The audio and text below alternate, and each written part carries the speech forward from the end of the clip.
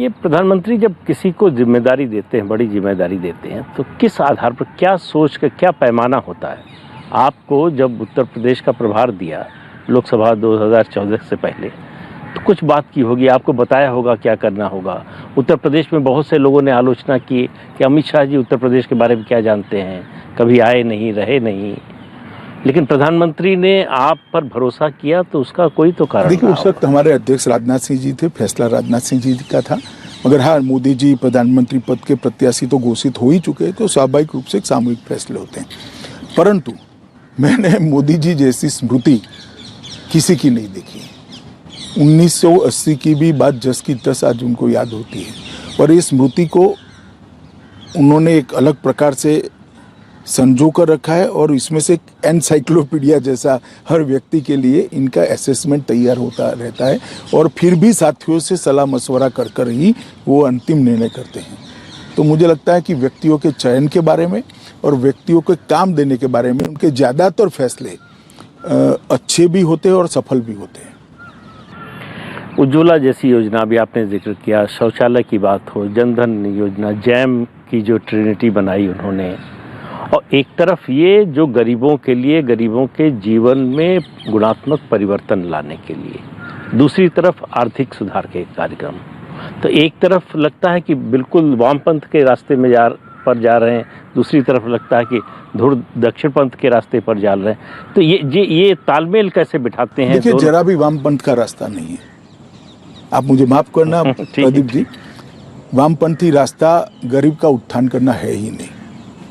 उसके अंदर पड़े हुए असंतोष को राजनीतिक पूंजी बनाकर सत्ता पर बैठना है, वरना वामपंथी स्टेटों की ये स्थिति होती है।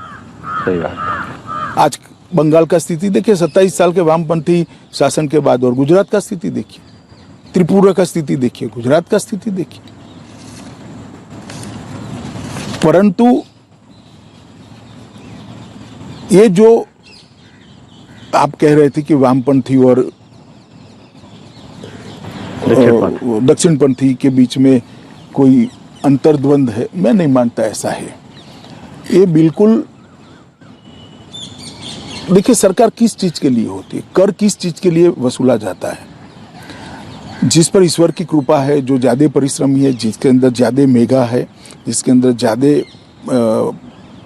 प्लानिंग की क्षमता ईश्वर ने दी है, वो ज्यादा पैसा कमाता है, तो उसको कमाने देना चाहिए, क्योंकि इससे देश का विकास होता है।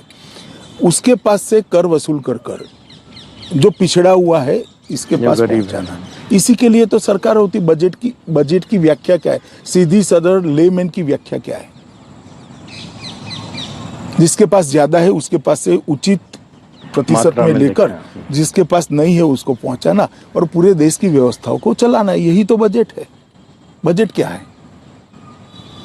ये हमारी एक भी योजना वोट बटेने की योजना नहीं है, आप समझ कर चलिए। एक भी योजना नहीं, एक भी योजना में हमने किसी को सीधा पैसा नहीं दिया है। अच्छा रास्ता तो इधर चुनाव के वक्त गैस सिलेंडर क्यों देना, भी 2500 रुपया ही दे दो, और दिया भी जाता था पहले। हमने ये नहीं करा। 2500 रुपया देकर उसके अंदर एक नई आशा का किरण जागरूक किया, गैस देकर, उसके जीवन स्तर को उठाकर नया आत्मविश्वास भरा। जब घर में साइकिल होती है तो स्कूटी लाने का मन होता है, स्कूटी होती है तो स्कूटर लाने का मन होता है, स्कूटर होती है तो मोटरसाइकिल लाने का मन होता है, मोटरसाइकिल होती है तो कार लाने का मन होता है।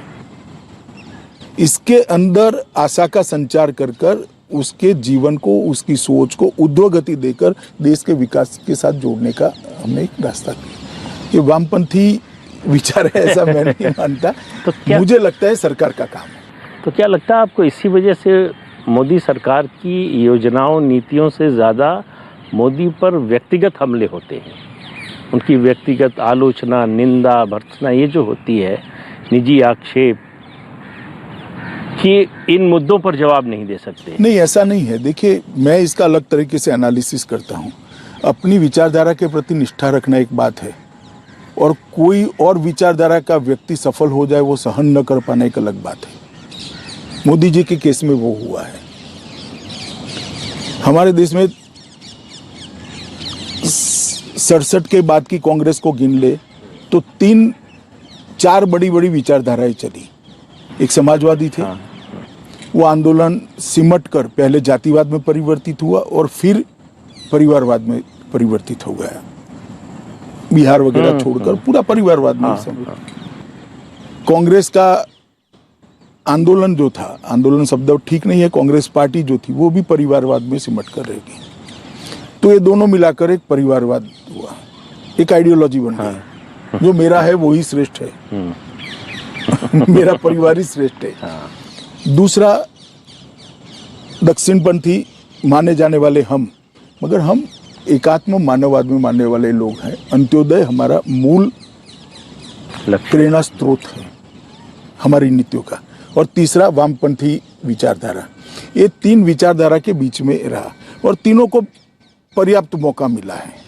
इस देश की जनता ने कांग्रेस से तो खैर मौका दिया, कांग्रेस को तो खैर कितना बड़ा दिया, वामपंथियों को भी 3 राज्यों में लंबे लंबे समय तक मौका मिला, समाजवादियों को भी बड़ा मौका मिला। मगर जहां जहां एनडीए की सरकार हुई वहां अच्छा हुआ, जहां भाजपा की सरकार हुई वहां अच्छा हुआ। और फिर नरेंद्र मोदी जी ने आकर इसको एक अलग डायमेंशन से बदला। अब मेरा कमिटमेंट मेरी विचारधारा के लिए हो राजनीति के अंदर बहुत अच्छा है, क्योंकि राजनीति के अंदर व्यक्ति ने विचारधारा के आधार पर ही काम करना चाहिए लोकतंत्र में।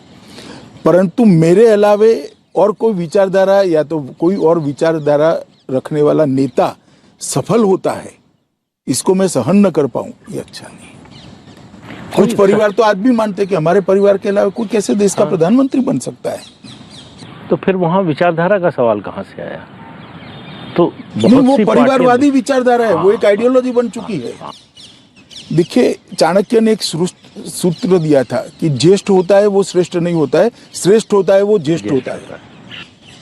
इन्होंने किया कि मैं ही श्रेष्ठ हूं, हमारे अलावे किसी को शासन करने का अधिकार नहीं है। जब मैं एसपीजी का कानून लेकर आया तो भाई गांधी परिवार को क्यों हटा रहे हो, भी क्यों रखे? मेरा सवाल अलग है। ये कानून कोई गांधी परिवार के लिए नहीं है, देश के प्रधानमंत्री के लिए। आप बनो प्रधानमंत्री, चुनकर आओ, ऑटोमेटिकली आपको सुविधा मिलेगी। नहीं बनोगे तो छोड़ देंगे। कल को मेरी सरकार नहीं है तो मुझे भी आम आदमी की तरह जीना चाहिए। और हम रहे सालों तक ऑपोजिशन में, हमने कभी ये सवाल नहीं उठाए। मगर ये जो मानसिकता है, इसी प्रकार से वामपंथी मित्रों की भी मानसिकता है कि ये कैसे सफल हो गए। इसके कारण व्यक्तिगत हमले होते हैं।